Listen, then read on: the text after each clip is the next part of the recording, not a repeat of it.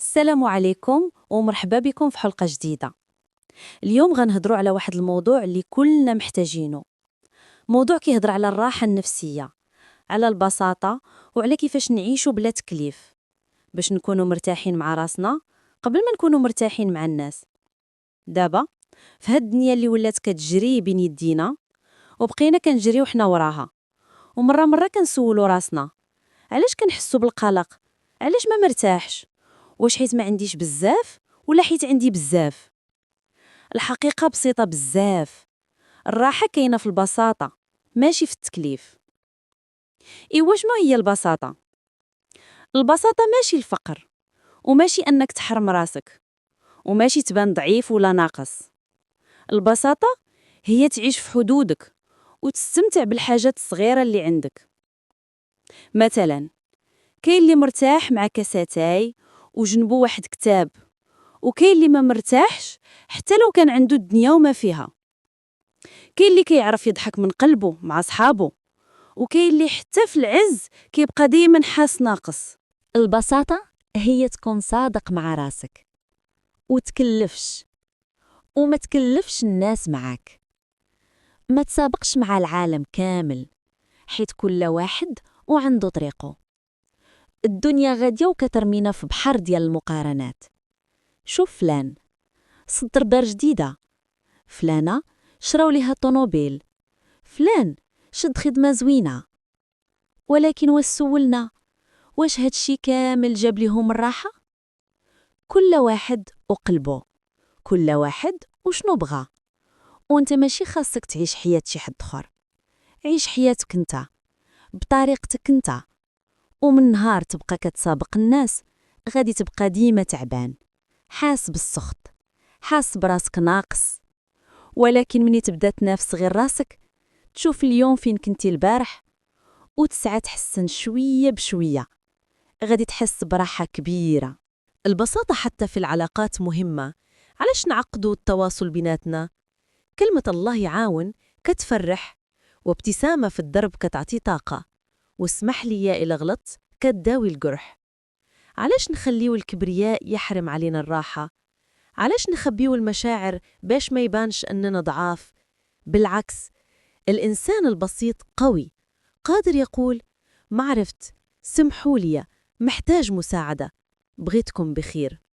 حتى في الدار، في الحياة اليومية، ماشي ضروري كل نهار نطيبوا طعام 7 طباصل، ولا نبدلوا الفرانيس كل عيد، ولا نعيشوا فكرية شنو غادي يقولوا الناس.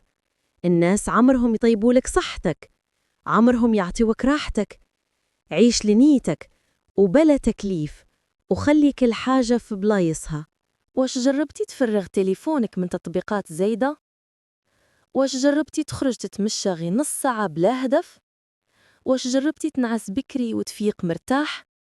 واش جربتي تشري غير واش محتاج ماشي باش تبان؟ أبسط الخطوات كتبدل حياتك. البساطة زوينة حتى في وقت الشدة، باش ما تكبرش المشكل في بالك وما تعطيش حجم أكبر من حقيقته. شي مرات يكفي غير توقف وتاخد نفس وتقول اللي مكتوب مرحبا بيه، وتخلي الأيام دوز، وخا صعيبة غادي تخف، وما كاين حتى هم يبقى للأبد. واحد الحكمة كتقول من عاش بالقليل عاش ملك، حيث الملك الحقيقي هو اللي ما محتاج حتى شي حاجة باش يكون بخير. علاش؟ حيث القناعة كنز، والكنز من يضيع كيبقى القلب خاوي، والقلب مني يكون خاوي كتعمرو المقارنات، الغيرة والضغط واللهت ورا الحياة. ولكن مني القلب يعمر بالقناعة والرضا كتولي الحياة خفيفة، والضحكة كتجي بلا سبب، والراحة كتلقاها في كل مكان. البساطة حتى في الدين ديالنا، الله كيقول يريد الله بكم اليسر ولا يريد بكم العسر. الله خلق الراحة ماشي العذاب، وماشي كل حاجة نعقبوها ونديرو ليها 1000 حساب. الدين بسيط، الحياة بسيطة، ولكن حنا اللي كنصعبوها على راسنا.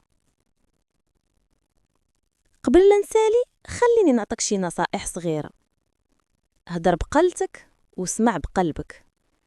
خليك ديما ممتن لأي حاجة ولو صغيرة. دير الخير بلا ما تفكر في الأجر دابا. نقص شوية من الشكوى وزيد شوية من الابتسامة. وسع خاطرك للناس اللي كتحبهم، ووسع خاطرك حتى لراسك. واخا الطريق طويل، واخا الدنيا مرات كتقسى، غادي تبقى ديما أحسن من نحافظوا على البساطة. عيش مبسط، تعيش مرتاح. شكرا بزاف على الإصغاء. إلا كانت هذه الرسالة وصلت لقلبك، نتمنى تشاركيها مع الناس اللي كتهمهم. وخلي الراحة تكون أسلوب حياة، ماشي غير لحظة وتدوز. السلام عليكم، وإلى اللقاء في حلقة أخرى. نهاركم مبروك، وراحة دائمة بقلبكم.